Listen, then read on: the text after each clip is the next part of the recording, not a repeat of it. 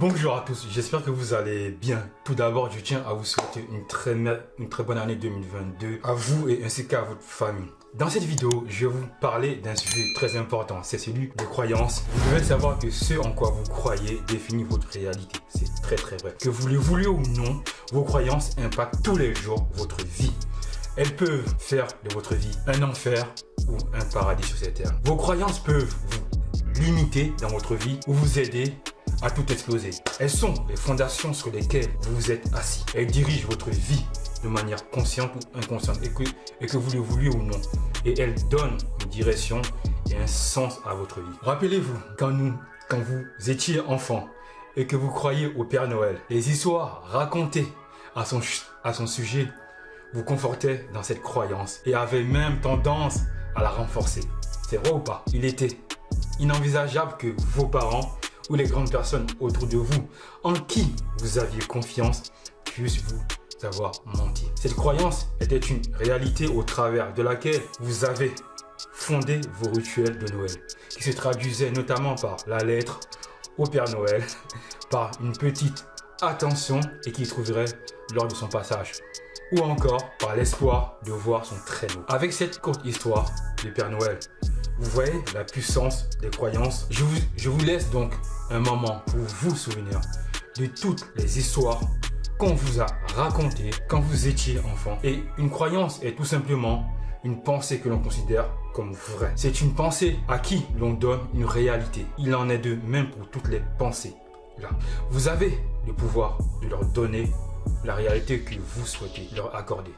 Par exemple, si vous pensez que vous êtes incapable d'apprendre une compétence quelconque comme l'informatique, la danse ou autre chose, alors vous vous placerez dans les conditions défavorables à l'apprentissage de cette compétence. Et inversement, si vous vous en croyez capable, vous allez donc créer les conditions favorables propices à l'apprentissage de la compétence voulue rechercher.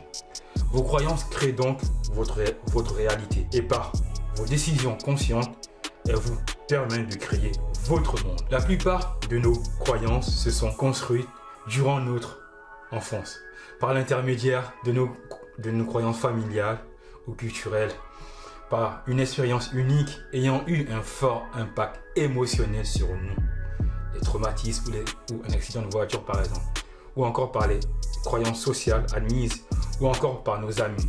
Et au fil des années, les interactions avec notre environnement vont donc construire notre représentation du monde et donc notre opinion sur ce monde. Et ce qui donnera une croyance, elle est la relation ou le lien que nous établissons entre les faits et l'interprétation que nous faisons de ces faits. Imaginez-vous un étudiant qui habituellement est un bon élève. Durant l'année scolaire, cet étudiant rate 3 contrôles. Il aura une fâcheuse tendance à rester focalisé sur les contrôles qu'il a ratés. Et il commencera également à douter de lui et à se raconter des histoires en se disant « Je ne suis pas aussi bon que je le pensais. Je le savais. De toute façon, je savais que cette matière n'était pas faite pour moi. Et le prof, il est ceci ou cela. » Cela créera en lui des croyances limitantes, des pensées limitantes. Il pensera effectivement que la matière n'est pas faite pour lui. Et donc, il ne travaillera plus aussi durement qu'avant. Il sera démotivé. Il a donc intégré à sa réalité l'idée ou la croyance qui dit qu'il n'est pas bon ou qu'il est mauvais dans cette matière précise. Quand on analyse les faits, cela est complètement faux. Si l'étudiant avait tout simplement analysé les fois où il y a eu de mauvaises notes, il aurait tout simplement constaté qu'il n'avait pas aussi bien révisé et qu'il s'était couché tard parce qu'il était sorti la veille, ou encore et qu'il fut distrait par sa copine Anna en classe. Et l'histoire, elle nous rappelle également l'importance d'avoir des croyances solides, aidantes, pour nous surpasser dans ce que nous voulons réaliser. En effet, dans les années 1950, tout le monde disait que courir 1 miles, c'est 1 km environ, en moins de 4 minutes était impossible. Quand je dis tout le monde, c'est vraiment tout le monde. Les scientifiques étaient convaincus et ils disaient qu'il était impossible pour un humain de courir en dessous des 4 minutes. Ils étaient convaincus qu'un homme ne pouvait pas courir 1 mile, c'est-à-dire 1 km 6 en moins de 4 minutes. Même les acteurs du monde de l'athlétisme n'y croyaient pas aussi. Pourtant, un coureur british anglais qui se nommait Roger Bannister, mis 3 minutes 59 le 6 mai 1954, est parvenu contre toutes les attentes à ridiculiser tout le monde. Et bizarrement, devinez quoi?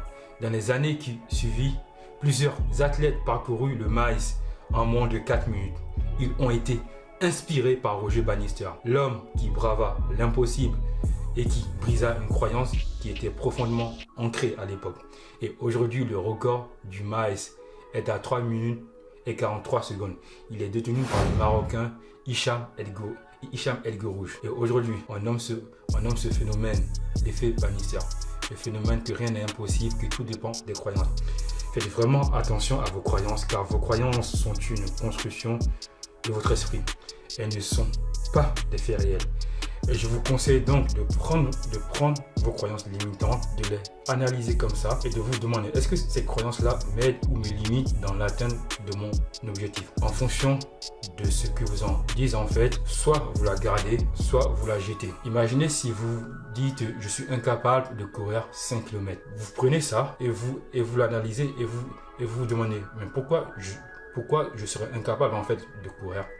Parce que j'ai 2 jambes, je suis en bonne santé, je me sens bien. Alors pourquoi je me dis que je suis incapable de courir 5 km? Donc en faisant cette démarche-là, on constate que c'est juste des pensées dues aux expériences que nous avons vécues.